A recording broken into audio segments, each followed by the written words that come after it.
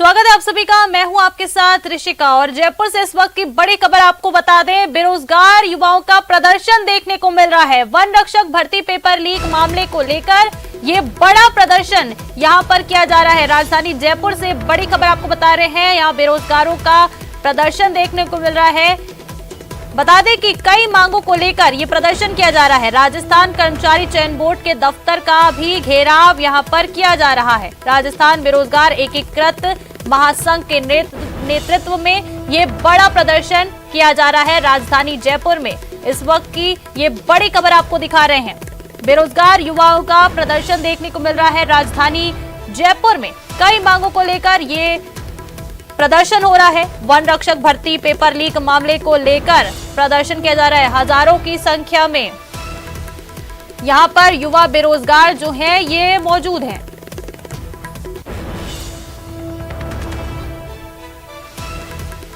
तो चलिए सीधा इस खबर पर जानकारी ले लेते हैं सहयोगी लवली से, जो हमारे साथ सीधा जुड़ रहे हैं। लवली, क्या कुछ फिलहाल तस्वीरें वहां से सामने आ रही है? बेरोजगार युवाओं का प्रदर्शन देखने को मिल रहा है। बड़ी संख्या में जो हजारों जो युवा बेरोजगार है वो यहां पर नजर आ रहे हैं तस्वीरों में।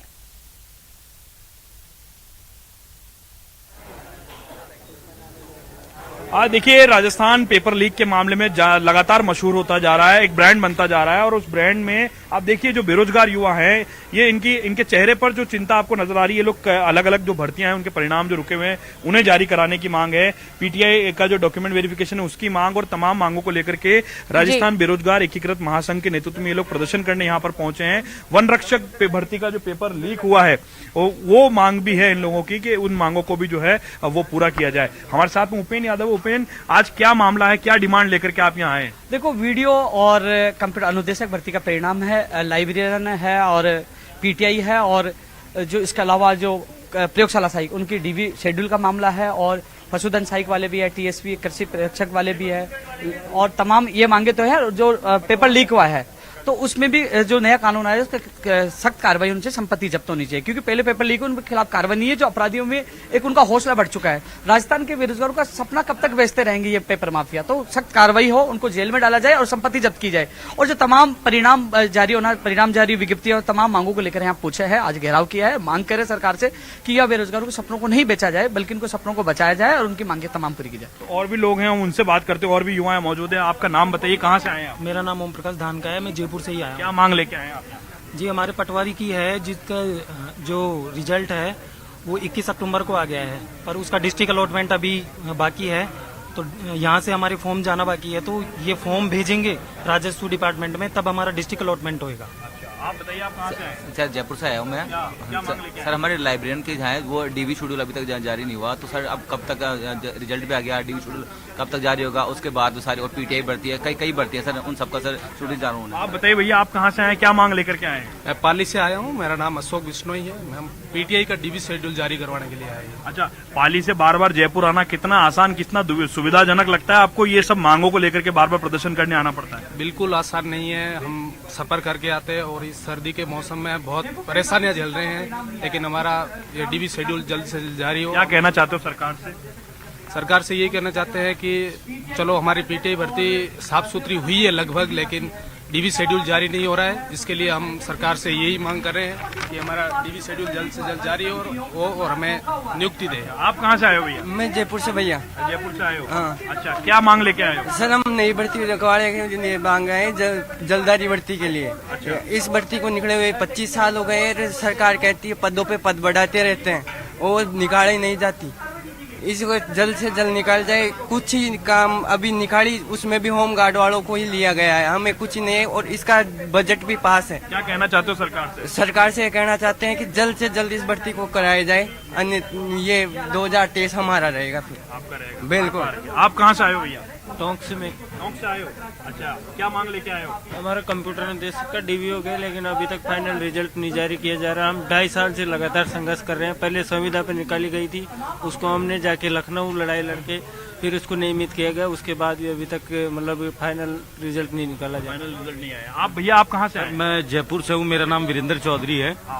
मैं चाहता हूँ कि कंप्यूटर अनुदेशक भर्ती में जल्द से जल्द ज्वाइनिंग देके और ये कंप्यूटर की जो भर्ती बहुत संघर्षों से आज आई है वो पूर्ण हो और राजस्थान के बच्चों को आईटी की शिक्षा मिले। तो देखिए अलग अलग मांगे आपने सुनी यहाँ पर, इन तमाम अलग अलग मांगों को लेकर के जो युवा हैं वो यहाँ पर पहुंचे हुए हैं और इनकी मांग है, जो तमाम मांगों को समाहित करके बेरोजगार एकीकृत महासंघ यहाँ पहुंचा है। आप बताइए भैया कहाँ से आए हैं आप? मैं डूंगरपुर से आया हूँ सर, क्या टीएसपी मांग से। डूंगरपुर से आए हो? हाँ जी क्या मांग लेके आए हो? सर, ये पशुधन सहायक नॉन टीएसपी का रिजल्ट आ गया, टीएसपी का रिजल्ट आना बाकी है। अच्छा। जो कि नॉन टीएसपी के रिजल्ट आए 2 मंथ हो गए, उनको ज्वाइनिंग दे दी है। कहाँ अटक रहा है रिजल्ट? ये अभी तक विभाग ने विभाग बोर्ड द्वारा कोई भी कारण बताया नहीं गया है, स्पष्ट कारण नहीं बताया गया। देखिए परीक्षा कराने का समय जरूर तय कर लिया जाता है, लेकिन ये तय नहीं कर पा रहा राजस्थान की भर्ती आयोग जो है कि रिजल्ट कब जारी होगा, एक डेडलाइन क्या होगी। ये डेडलाइन जो है वो जारी करने का, जिस तरह से यूपीएससी के लिए कहा जाता है कि यूपीएससी का आरपीएससी का कैलेंडर जारी होता है, कैलेंडर के तहत काम होता है। कैलेंडर तो यहाँ भी जारी हो रहा है, लेकिन उस कैलेंडर के तहत काम क्यों नहीं हो रहा? परीक्षा का समय तो हो जाता है, लेकिन उसके बाद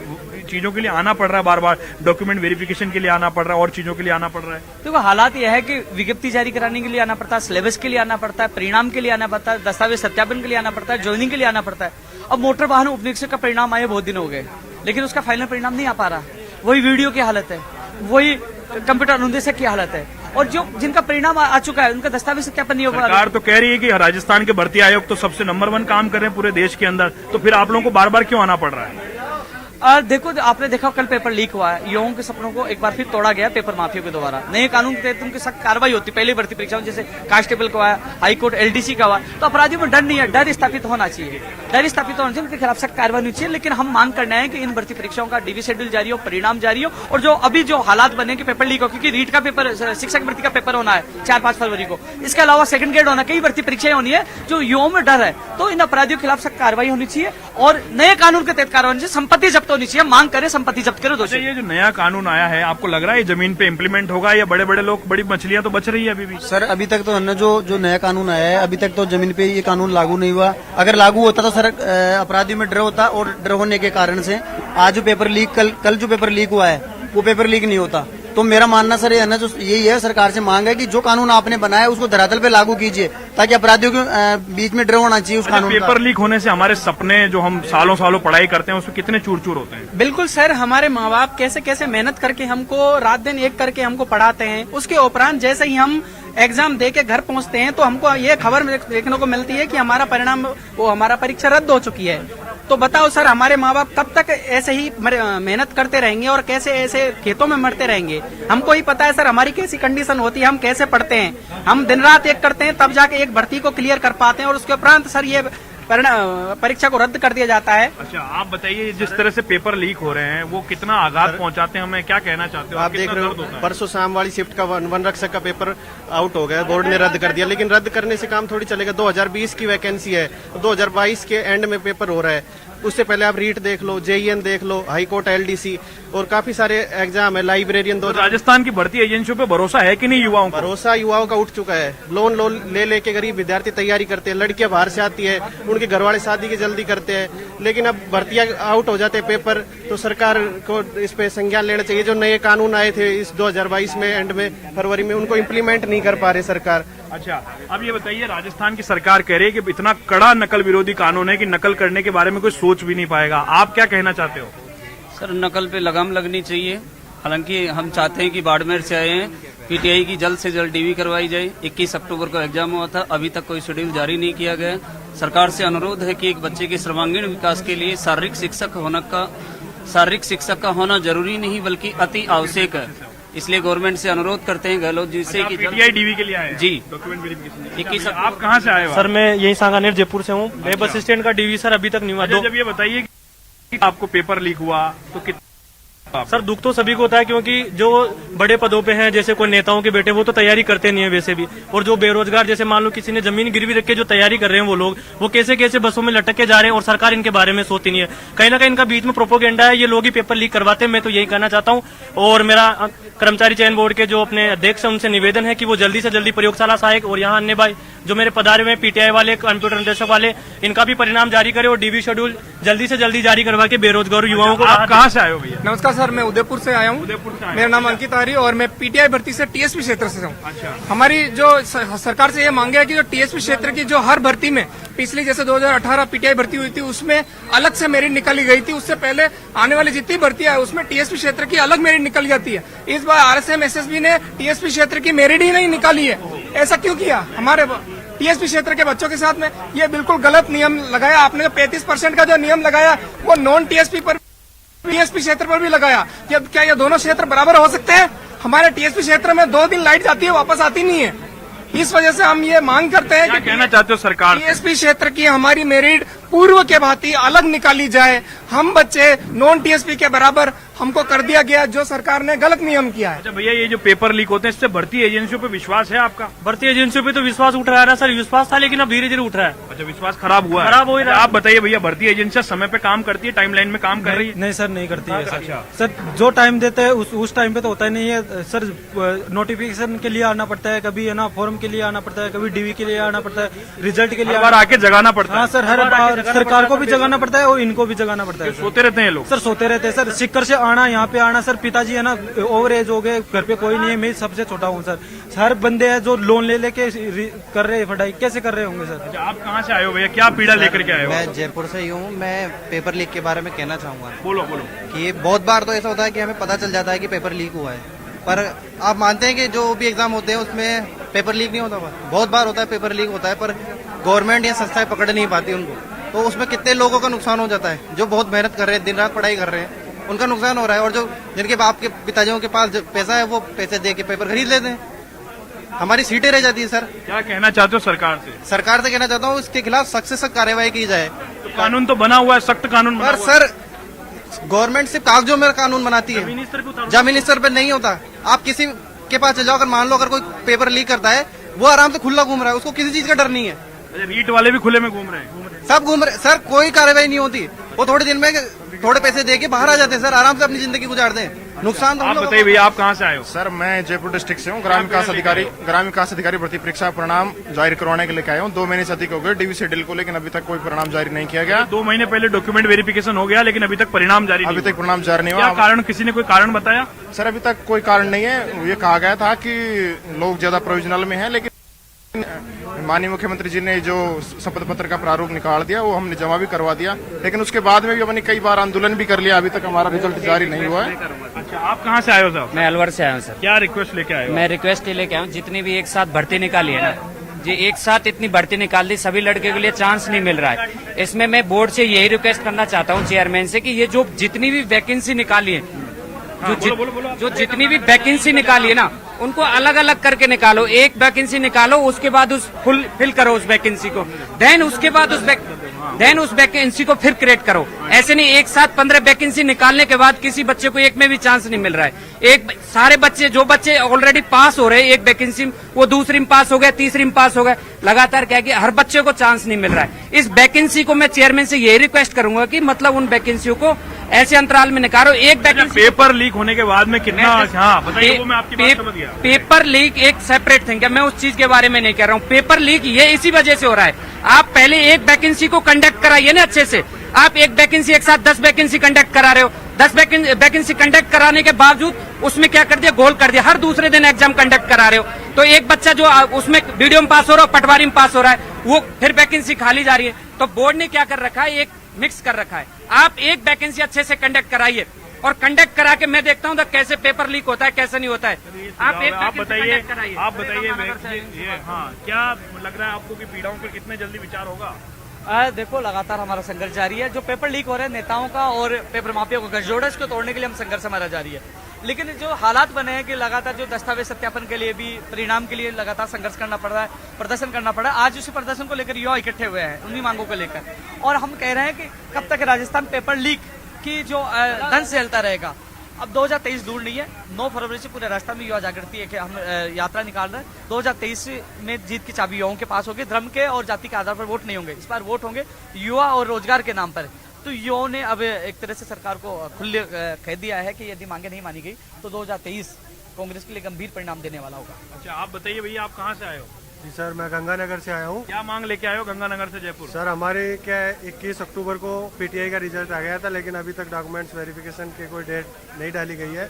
तो मैं सरकार से मांग करूंगा कि जल्दी से जल्दी हमारे डॉक्यूमेंट्स की डेट डालें। डॉक्यूमेंट की डेट। तो देखिए अलग अलग तरह की पीड़ा है, समस्या है, दिल का दर्द है इन बेरोजगार युवाओं का। सालों साल तैयारी करते हैं, तैयारी करने के बाद में तमाम युवा जो है वो इन दफ्तरों के बार बार चक्कर काटते हैं और इनसे यही अपील करते हैं कि इनकी मांगों को सुना जाए। एक टाइमलाइन के अंदर जब एग्जाम होता है तो एक टाइमलाइन में उसका रिजल्ट जारी हो, डॉक्यूमेंट का वेरिफिकेशन हो। विभाग की अपनी समस्या है, डिपार्टमेंट की अपनी समस्या है, मगर फिलहाल जो राजस्थान कर्मचारी चयन बोर्ड का ये जो दफ्तर है आपको नजर आ रहा है, इसी दफ्तर के द्वारा, इसी एजेंसी के द्वारा वन रक्षक का पेपर आयोजित कराया गया। वो पेपर जो था, वो दूसरी पारी का जो पेपर था वो लीक हो गया। लीक होने के बाद में उसे निरस्त कर दिया गया तत्काल प्रभाव से एसओजी की रिपोर्ट के आधार पर। लेकिन फिलहाल अभी भी जो बेरोजगार अपनी समस्याएं जो हैं उन्हें लेकर के यहाँ पर पहुंचे हैं और सरकार से गुजारिश कर रहे हैं कि उनकी मांगों पर विचार किया जाए, सुना जाए उन्हें, और उनकी जो डिमांड्स हैं उन पर समय रहते जो है वो कार्रवाई की जाए। जी बिल्कुल लवली, देखिए बड़ी संख्या में यहाँ पर बेरोजगार पहुंचे हुए हैं। आपके साथ यहाँ पर उपेन यादव जी भी मौजूद थे, राजस्थान बेरोजगार एकीकृत महासंघ के जो अध्यक्ष है वो भी उपेन यादव मौजूद थे। उपेन यादव तो इन बेरोजगारों के लिए, युवाओं के लिए गुजरात तक हो आए हैं, लेकिन क्या फिर भी इनकी जो मांगे हैं उस और ध्यान नहीं दिया जा रहा है लवली? हाँ जी जी जी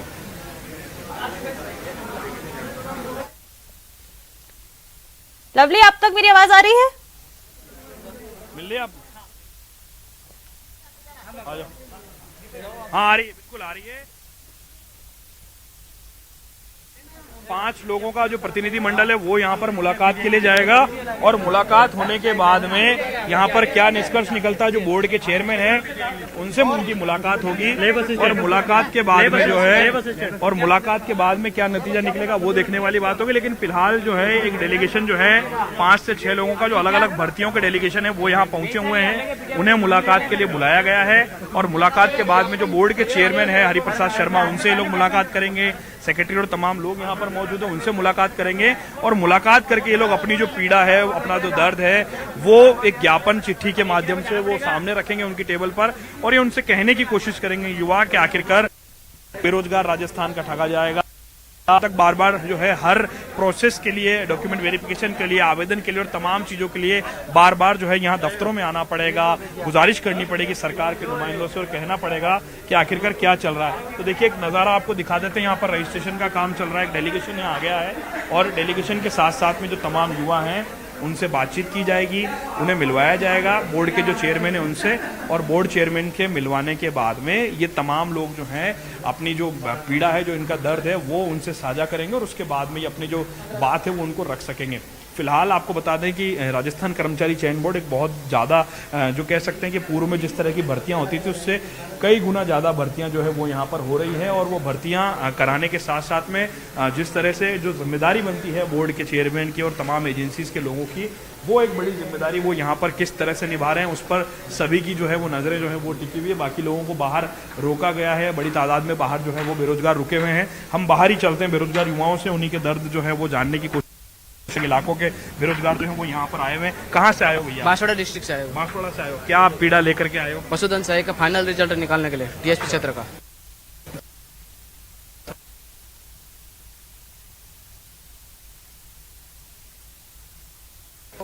रोजगार।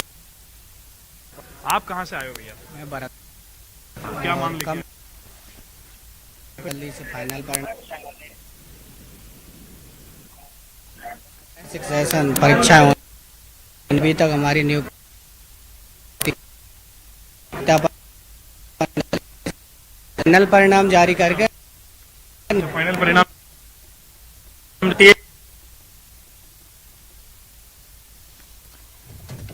तो सहयोगी लवली जो है हमारे तक राजधानी जयपुर से तमाम तस्वीरें पहुंचा रहे हैं। ये जयपुर से तस्वीरें आप देख सकते हैं किस तरह से बेरोजगार युवा जो हैं अब प्रदर्शन करने को लेकर यहां इकट्ठा हुए हैं। बड़ी तादाद में जो बेरोजगार युवा हैं अपनी मांगों को लेकर यहां इकट्ठे हो रहे हैं और ये प्रदर्शन किया जा रहा है इनकी मांगों को लेकर। वन रक्षक भर्ती पेपर लीक मामले को लेकर बता दें ये प्रदर्शन है और भी कई मांगे हैं इन युवाओं की, जिसको लेकर ये जो युवा है अब उतरे हैं सड़क पर और अपनी मांगों को लेकर प्रदर्शन कर रहे हैं।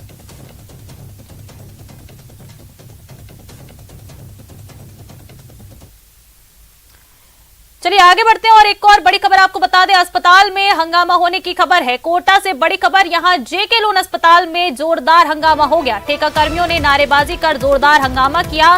बकाया वेतन की मांग को लेकर कार्य बहिष्कार किया गया है। ठेका कर्मियों ने बता दें कि ये कार्य बहिष्कार किया।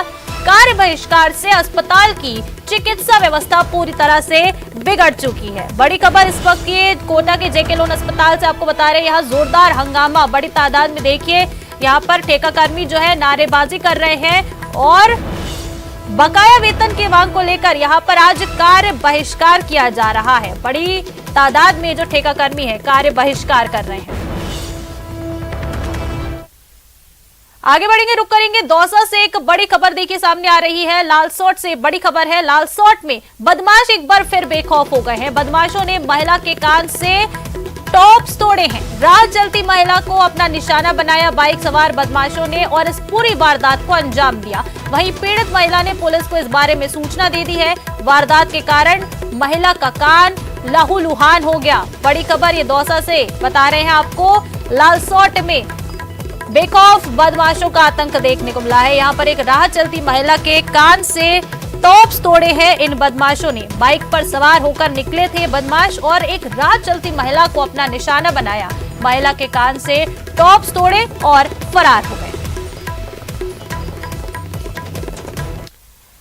और दौसा के मंडावर से बड़ी खबर आपको बता दें, यहाँ रास्ते के विवाद को लेकर सड़कों पर लोग उतर आए हैं। सैकड़ों महिला पुरुष रास्ते पर बैठे हुए हैं। महिलाओं ने हाथों में एक जहर की शीशी भी ले रखी है। रास्ता हटाने पर जहर पीने की धमकी दी जा रही है। दौसा के मंडावर से बड़ी खबर, रास्ते के विवाद को लेकर ये लोग सड़क पर उतर आए हैं। सैकड़ों महिला पुरुष रास्ते पर देखिए बैठे हुए दिखाई दे रहे हैं। इसके साथ ही बता दें कि जो महिलाएं हैं इनके हाथों में जहर की शीशी भी है। रास्ता हटाने पर जहर पीने की धमकी दी जा रही है। और चलिए आगे बढ़ते हैं। डूंगरपुर से बड़ी खबर बता दें, सवारियों से भरा एक ऑटो बेकाबू होकर पलट गया है। इस हादसे में ऑटो सवार 10 लोग घायल हो गए। घायलों में 4 कॉलेज के छात्र भी शामिल हैं। बलवाड़ा गांव की ये पूरी घटना आपको बता रहे हैं। बड़ा हादसा हो गया, ऑटो बेकाबू होकर यहां पलट गया है। वहीं जो घायल हुए हैं इस पूरे हादसे में उन्हें अस्पताल में भर्ती कराया गया है। बड़ी खबर डूंगरपुर से ये आपको बता रहे हैं, सवारियों से भरा एक ऑटो बेकाबू होकर पलट गया। 10 लोग घायल हो गए और घायलों में 4 कॉलेज छात्रा भी शामिल हैं। और राजधानी जयपुर से बड़ी खबर आपको बता दें, जयपुर में जेडीए की बड़ी कार्रवाई देखने को मिली। जेडीए जोन 12 दम्बी कला गांव में अवैध कॉलोनी ध्वस्त की गई है। करीब 8 बीघा कृषि भूमि पर यह कॉलोनी बसाई जा रही थी, जिसको जेडीए ने ध्वस्त कर दिया। मुख्य नियंत्रक रघुवीर सैनी के निर्देश पर यह बड़ी कार्रवाई हुई। बिना भू रूपांतरण के ये कॉलोनी बसाई जा रही थी। सूचना के बाद जेडीए ने बाउंड्री वॉल, ग्रेवल सड़क को भी ध्वस्त कर दिया। बड़ी खबर राजधानी जयपुर से जेडीए की कार्रवाई देखने को मिली। जोन 12 दम्बीकला गांव में अवैध कॉलोनी ध्वस्त की गई है। 8 बीघा कृषि भूमि पर यह कॉलोनी बसाई जा रही थी और बिना भू रूपांतरण के ये कॉलोनी बसाई जा रही थी।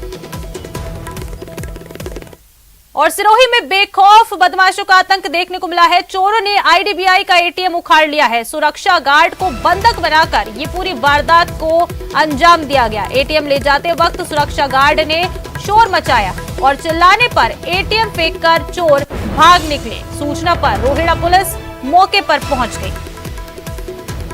सिरोही से ये बड़ी खबर, चोरों ने आईडीबीआई बैंक के एटीएम को उखाड़ा है। वहीं सुरक्षा गार्ड को बंधक बनाकर इस पूरी वारदात को अंजाम दिया गया। और सिरोही के रेवदर से इस वक्त की बड़ी खबर बता दें, आमलारी के सरकारी स्कूल में तालाबंदी हुई है। प्रिंसिपल और पीटीआई को हटाने को लेकर ये प्रदर्शन किया जा रहा है। मौके पर शिक्षा विभाग के अधिकारी पहुंचे हुए हैं और लगातार विद्यार्थियों से समझाइश की कोशिश की जा रही है। बता दें कि विद्यार्थियों ने प्रिंसिपल पर अभद्रता का आरोप लगाया था। सिरोही के रेवदर से बड़ी खबर, सरकारी स्कूल में तालाबंदी हुई है। प्रिंसिपल और पीटीआई को हटाने को लेकर छात्रों का ये जोरदार प्रदर्शन।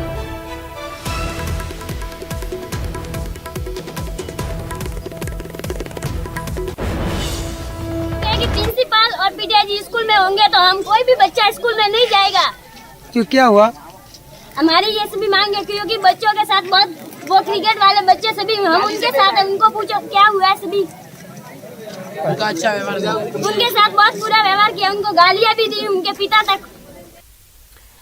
और कोटा से बड़ी खबर, यहां पर खड़ी गाड़ी में आग लग गई है। मोटर मार्केट में खड़ी गाड़ी में आग लग गई। गाड़ी में आग लगने के बाद फायर ब्रिगेड को बुलाया गया और फायर ब्रिगेड ने आग पर काबू पाया। किसी ने भी बता दें कि किसी अज्ञात ने जानबूझकर यह आग लगाई है, ऐसा पीड़ित का कहना है। बड़ी खबर कोटा से, मोटर मार्केट में एक खड़ी गाड़ी में आग लग गई। फायर ब्रिगेड को सूचना दी गई, जिसके बाद फायर ब्रिगेड ने आग पर काबू पाया।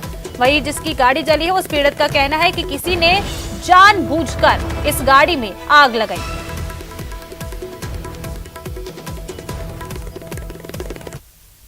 और बड़ी खबर कोटा से आपको बता दें, इटावा में ट्रक ने 2 लोगों को रौंद दिया है। ट्रक की टक्कर से बाइक सवार 2 लोगों की मौत हो गई है।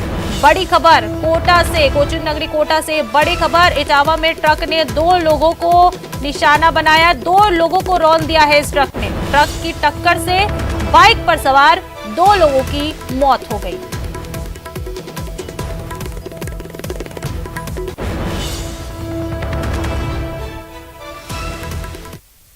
चलिए आगे बढ़ते हैं और टोंक के दत्तवास थाना इलाके में 1 नवंबर को कमल सिंह की बेरहमी से पिटाई हुई थी, जिसकी 9 नवंबर को इलाज के दौरान मौत हो गई थी। इस पूरे मामले का दत्तवास पुलिस ने खुलासा कर दिया है। पुलिस ने हत्या के आरोप में 3 लोगों को गिरफ्तार किया है। पुलिस के मुताबिक अवैध संबंधों के शक में ये हत्या हुई थी।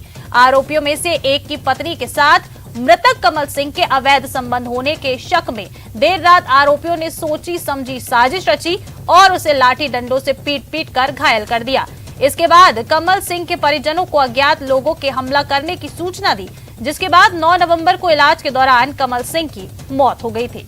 वहीं मृतक के भाई ने केस दर्ज कराया और पुलिस जांच में पुलिस ने इस पूरी हत्या का खुलासा किया, जिसमें जान पहचान के 3 शख्स ही उसके हत्यारे निकले।